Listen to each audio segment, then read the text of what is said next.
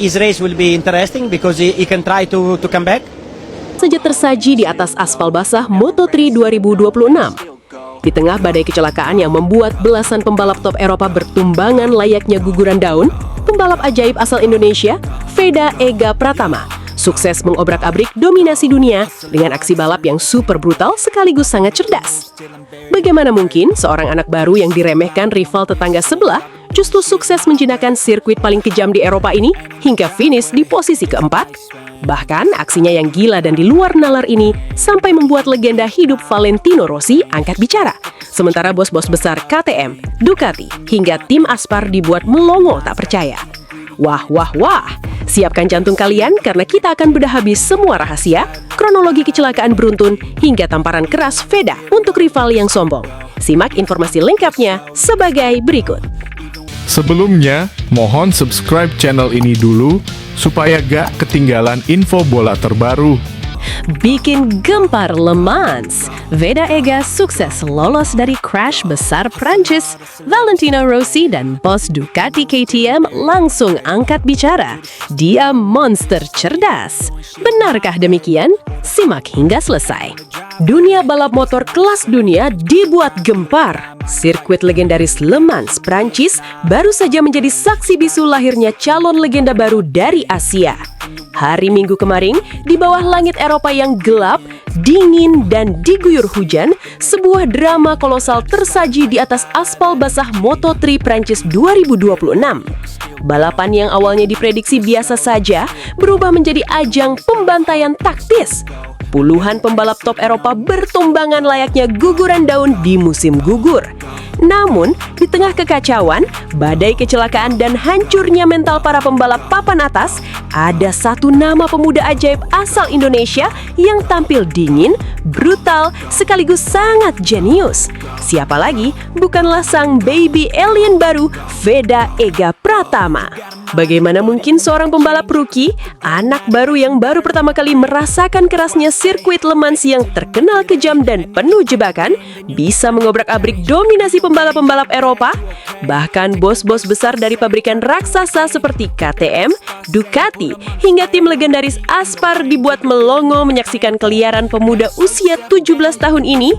Hari ini kita akan bedah secara total, detail demi detail, lap demi lap, bagaimana Veda Ega Pratama menjinakkan monster Honda Asia menjadi mesin perang yang mematikan, sekaligus memberikan pelajaran berharga yang sangat tampar keras bagi para rivalnya yang sempat besar kepala. Simak analisis gilanya sampai habis. Drama sudah dimulai bahkan sebelum lampu hijau menyala. Langit Le Mans yang tak bersahabat memaksa panitia menunda waktu start selama beberapa menit. Kondisi sirkuit benar-benar basah dan licin. Demi keselamatan, jumlah putaran balapan dipangkas secara drastis menjadi hanya 13 lap saja. Ini adalah skenario terburuk bagi semua pembalap. Di lintasan basah seperti ini, satu kesalahan kecil dalam menarik tuas gas atau menekan rem berarti satu hal, meluncur deras ke gravel trap. Veda sebenarnya memulai balapan dengan sangat baik dari posisi start ke-6 setelah sesi kualifikasi yang gemilang. Namun, begitu lampu start padam, kekacauan langsung pecah.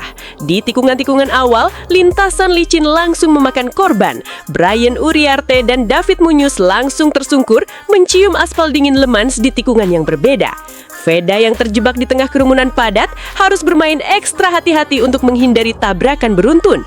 Akibatnya, posisi Veda sempat melorot tajam hingga 5 peringkat dan tertahan di posisi ke-11 pada lap pertama.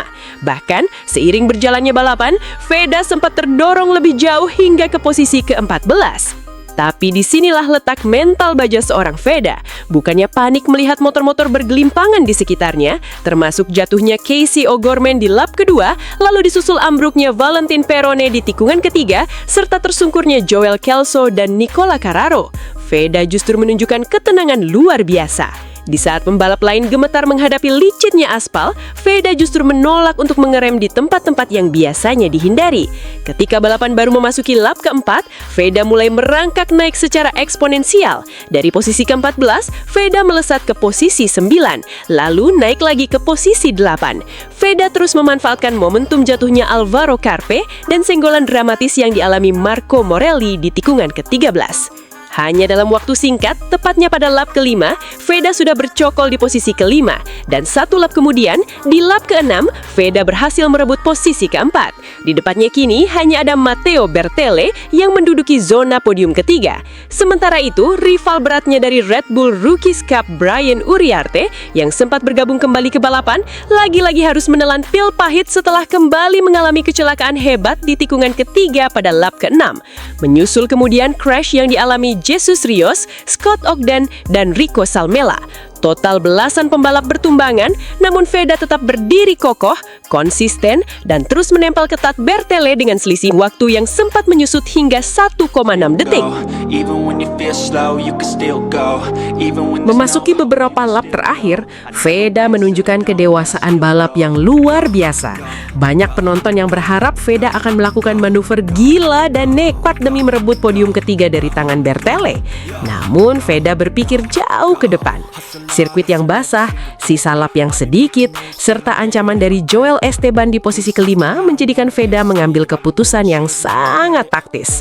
Veda memilih untuk tidak terlalu ngotot mengejar podium. Selisih waktu dengan Bertele sengaja dilebarkan dari di bawah 2 detik menjadi di atas 3 detik. Mengapa? Karena Veda tahu membawa pulang 13 poin berharga dari posisi keempat jauh lebih penting untuk klasemen kejuaraan daripada nekat mengejar podium namun berakhir di area medis sirkuit. Ini bukan sekedar tentang kecepatan, kawan. Ini adalah tentang taktik tingkat tinggi.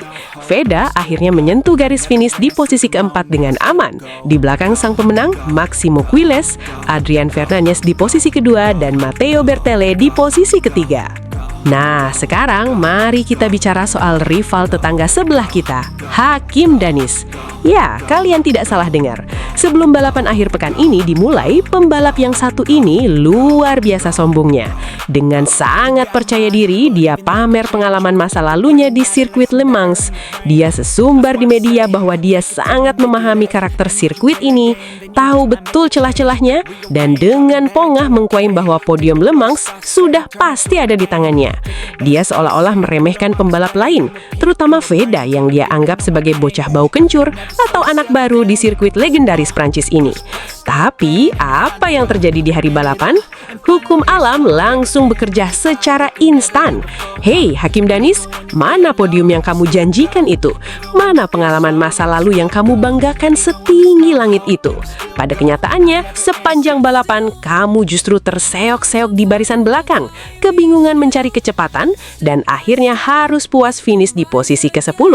Itu pun terbantu karena banyak pembalap di depanmu yang terbertunggangan. Sementara itu, Veda, pemuda yang kamu anggap anak baru dan minim pengalaman di Le Mans, justru tampil sangat cerdas, dingin, dan berhasil finish di posisi keempat, nyaris menyentuh podium. Ini adalah tamparan keras tepat di wajahmu. Di dunia balap motor kelas Eropa, bacot di media tidak akan menghasilkan poin. Pengalaman bertahun-tahun tidak ada gunanya jika tidak dibarengi dengan otak yang cerdas dan mental yang kuat. Veda telah membuktikan dengan tindakan nyata di atas lintasan basah, bukan dengan bualan kosong sebelum balapan. Pelajaran berharga buat kamu. Lain kali, sebelum meremehkan talenta emas Indonesia, berkacalah dulu pada kemampuan diri sendiri.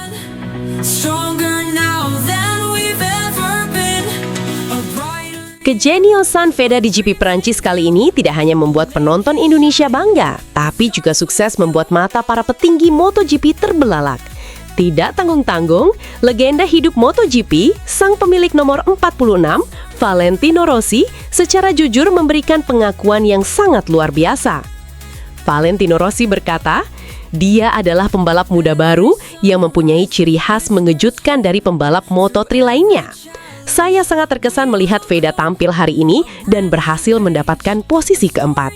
Saya yakin dengan balapan hari ini, Veda benar-benar akan menunjukkan keganasannya di balapan berikutnya. Dan itu akan jauh lebih berbahaya lagi. Apalagi dia hampir terlihat kaget dan mau jatuh, karena di depannya ada pembalap yang tiba-tiba tumbang. Tapi dia sangat konsisten dan menunjukkan kelasnya sebagai pembalap top. Bayangkan, seorang Valentino Rossi sampai memuji ketenangan Veda dalam menghindari insiden di depannya. Tapi tidak berhenti di situ. Bos-bos tim besar Eropa, mulai dari Aspar, Ducati hingga KTM, langsung kepincut. Mereka takjub melihat bagaimana motor Honda tim Asia yang biasanya dinilai kalah kompetitif dari KTM di kelas Moto3 bisa berubah menjadi monster yang sangat menakutkan di tangan Veda. Pernyataan salah satu bos tim pabrikan. Kami melihat potensi Veda sangatlah bagus sekali. Kami tertarik ingin mendapatkan Veda sebagai pembalap kami di masa depan. Gaya balapnya yang super cerdas membuat saya terpekona. Harusnya motor kami lebih bagus dan lebih baik dari Honda. Akan tetapi kenapa di tangan Veda, Honda Asia seperti monster yang mengejutkan? Balapan hari ini sangat seru sekali, mengingat kejadian-kejadian di luar nalar yang berhasil diatasi oleh Veda. Bahkan, bos KTM sendiri dilaporkan sangat kecewa dengan performa pembalap mereka seperti Brian Uriarte dan Alvaro Carpenay yang gagal total di Le Mans, sementara Veda melenggang mulus menunjukkan kelasnya di posisi 4 besar. Kepuasan mendalam juga diungkapkan langsung oleh bos Honda tim Asia, Hiroshi Aoyama. Mantan juara dunia GP250 tidak bisa menyembunyikan rasa bangga dan leganya atas pencapaian fantastis pembalap mudanya tersebut. Ya, kami sangat bangga pada Veda dan terima kasih kepada mekanik Honda yang sejauh ini sudah membuat bangga tim Honda Asia kami. Semoga dengan hasil P4 hari ini di Le Mans, Veda bisa terus konsisten di balapan berikutnya. Mendengar apresiasi besar dari tim dan publik dunia, Veda sendiri menanggapi hasil balapan ini dengan penuh rasa syukur. Pembalap asuhan Astra Honda ini mengaku sangat senang karena grafis performanya terus menanjak dan kini ia bisa tampil semakin konsisten bersaing di jajaran elit dunia.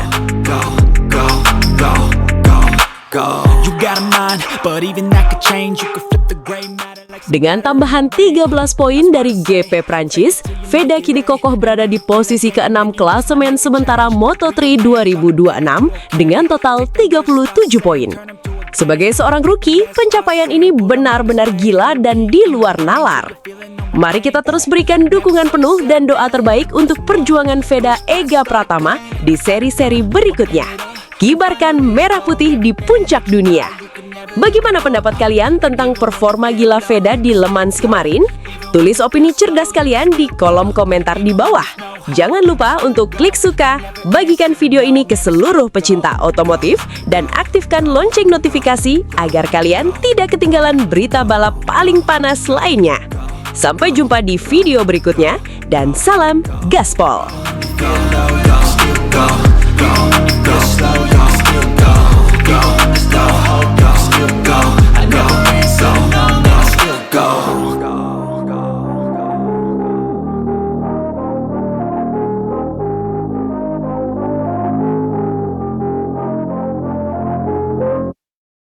Sebelumnya, mohon subscribe channel ini dulu supaya gak ketinggalan info bola terbaru. I like a lot because he's very fast and flowing, and you have a lot of Geger sirkuit legendaris Le Mans, Prancis. Di balik hasil latihan bebas FP2 Moto3 2026 yang bikin banyak orang salah paham, ternyata ada perang dingin taktik tingkat dewa yang sedang dimainkan oleh rider jenius Indonesia nomor motor 9 Veda Ega Pratama. Di saat netizen awam panik melihat posisi doi melorot ke urutan 20, legenda hidup MotoGP Valentino Rossi justru dibuat terperangah dan menyebut Veda sebagai bocah gila dengan mentalitas juara sejati yang ditakuti koalisi pabrikan KTM. Di sisi lain paddock, ketegangan memuncak saat bos besar Honda Asia, Hiroshi Aoyama, dikabarkan murka dengan kinerja para mekaniknya.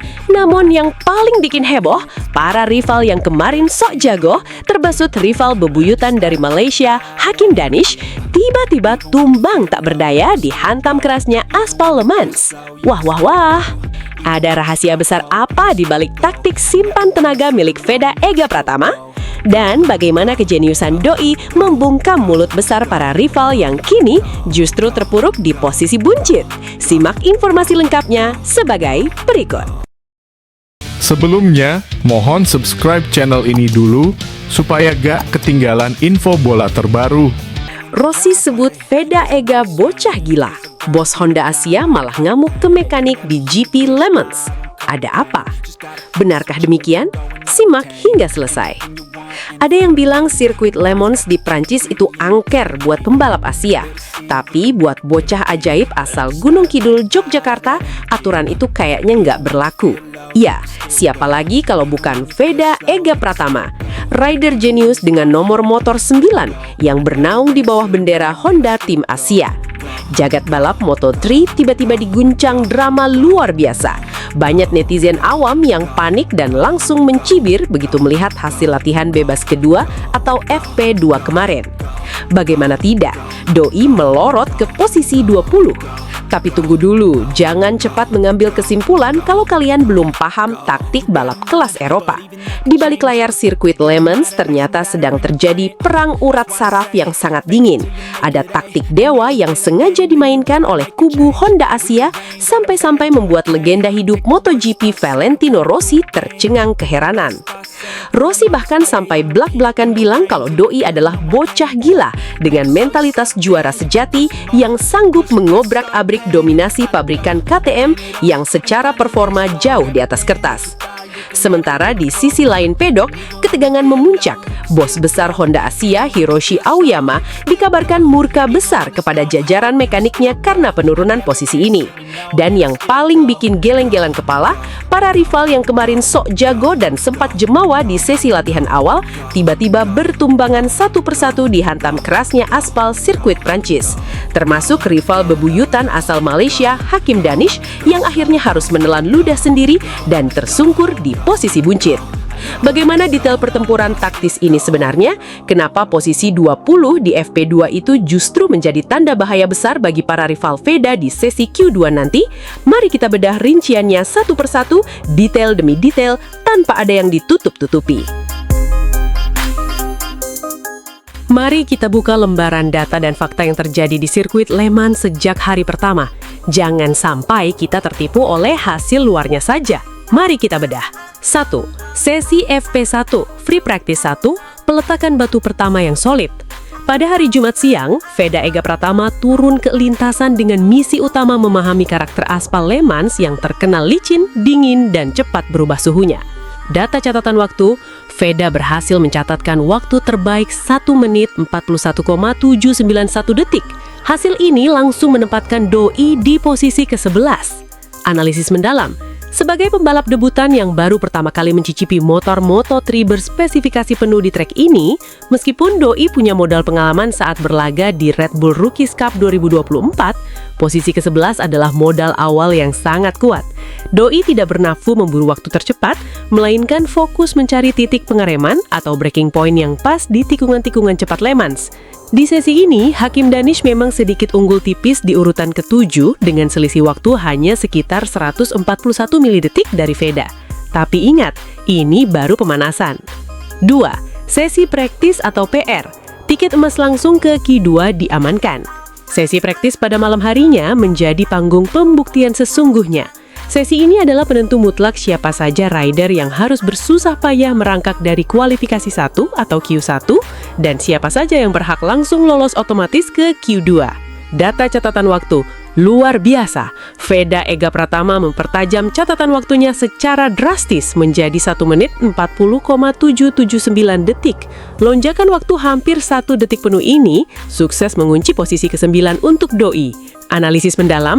Lolos langsung ke Q2 tanpa harus melewati Q1 adalah keuntungan taktis yang sangat mewah.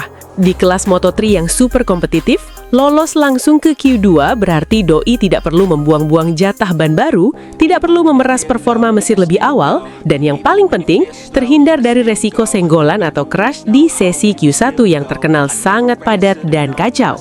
Meskipun saat itu Hakim Danish melesat ke posisi keempat dengan catatan 1 menit 40,443 detik, kubu Honda Asia tetap tenang karena target utama mengamankan slot Q2 sudah sukses berada di genggaman tangan dingin Veda. 3. Sesi FP2 atau Free Practice 2, strategi simpan tenaga yang bikin salah paham. Lalu kita masuk ke hari Sabtu siang saat sesi FP2 digelar. Disinilah kepanikan publik dimulai, padahal semua ini adalah bagian dari kalkulasi taktis yang sangat matang. Data catatan waktu, Veda kesulitan menembus posisi 10 besar di awal sesi. Doi terus melorot hingga sempat terdampar di posisi ke-22 pada menit ke-20 sesi berjalan, sebelum akhirnya menyudahi sesi FP2 di posisi ke-20 dengan selisih waktu 1,221 detik dari rider tercepat Adrian Fernandez, 1 menit 40,255 detik. Analisis mendalam, kenapa performa Doi seolah merosot tajam? Jawabannya sederhana, karena tiket kualifikasi kedua atau Q2 sudah aman di kantong. Di sesi FP2 ini, Veda sama sekali tidak melakukan simulasi time attack dengan ban baru. Bersama tim mekaniknya, Doi fokus 100% melakukan uji coba ketahanan ban bekas atau used tires demi persiapan kebutuhan ritme balapan untuk hari Minggu nanti.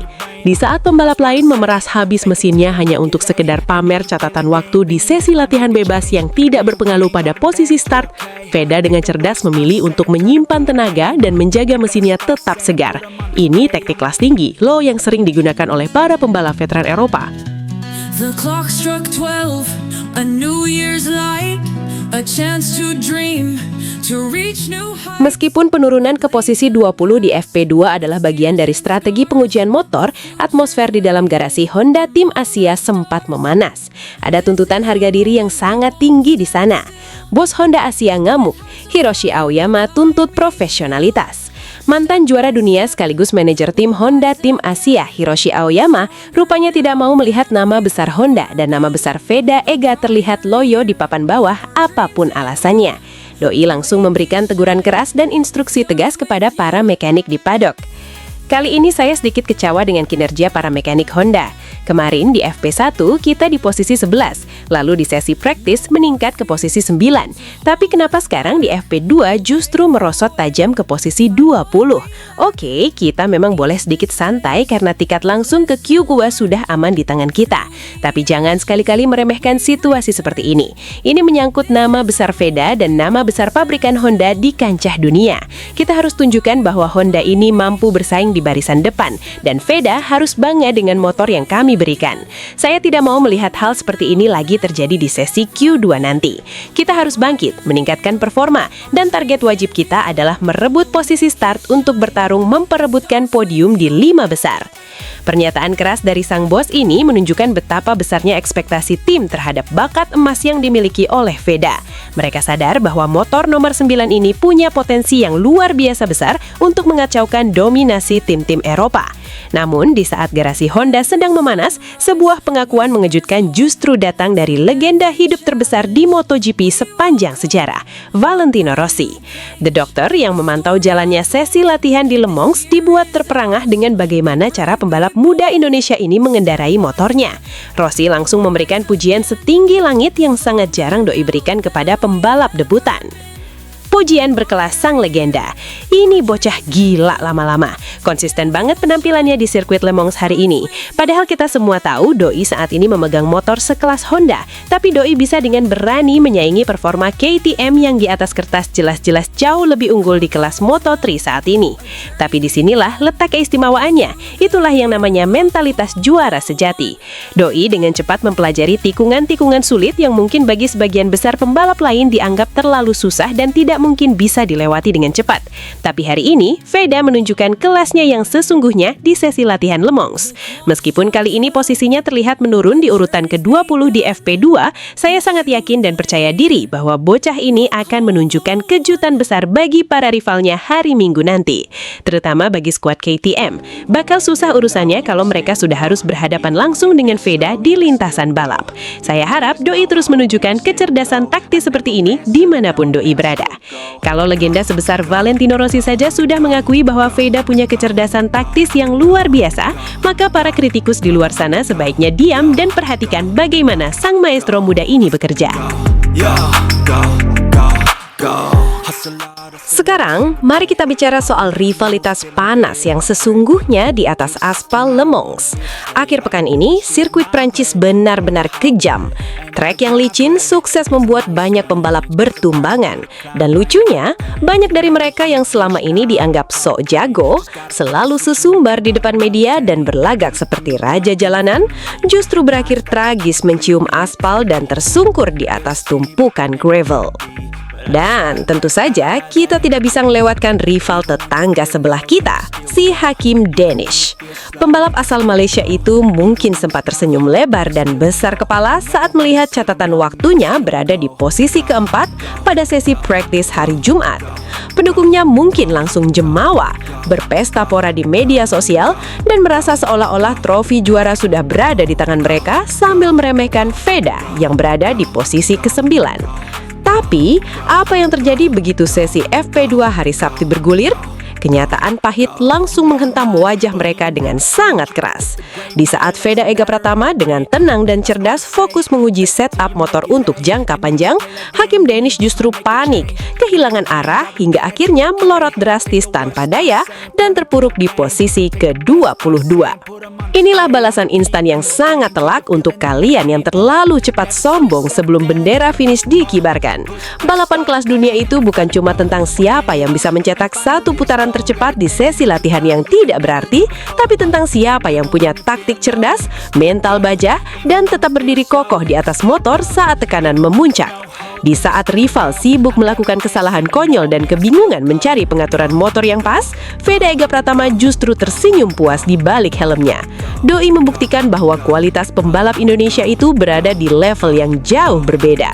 Kita tidak butuh banyak bicara atau bertingkah konyol di depan kamera, kita selesaikan dan bungkam kesombongan kalian langsung di atas sirkuit. Selamat menikmati posisi ke-22 untuk sang rival, sebuah hasil yang sangat membagongkan bagi mereka yang mengira dirinya sudah di atas angin. Kini, seluruh fokus dan konsentrasi Veda Ega Pratama tertuju sepenuhnya pada sesi kualifikasi Q2 yang akan digelar malam ini. Berbekal kenyamanan pada setup motor yang sudah dikonfirmasi langsung oleh Doi, serta rasa percaya diri yang tinggi pada ritme balapnya, Veda siap tempur habis-habisan demi memperebutkan posisi start terdepan. Namun, tantangan belum sepenuhnya usai. Cuaca di Le Mans terkenal sangat ekstrim dan bisa berubah dalam hitungan menit. Ancaman turunnya hujan saat sesi kualifikasi nanti akan menjadi ujian sesungguhnya bagi kejeniusan Veda di atas lintasan basah. Apakah Veda Ega Pratama dengan motor Honda Asia nomor 9 ini mampu mewujudkan ramalan Valentino Rossi dan mengubah kekhawatiran bos Hiroshi Aoyama menjadi perayaan kemenangan di hari Minggu nanti? Mari kita doakan bersama agar di sesi Q2 nanti Doi bisa tampil luar biasa dan mengamankan posisi start terdepan, bahkan meraih pole position. Tulis prediksi kalian di kolom komentar. Di posisi start berapa Veda akan memulai balapan besok? Jangan lupa untuk terus memberikan dukungan penuh untuk pahlawan lokal kita yang sedang berjuang mengharumkan nama bangsa di kancah dunia. Sampai jumpa di ulasan kualifikasi berikutnya. Keep raving and see you on the next track.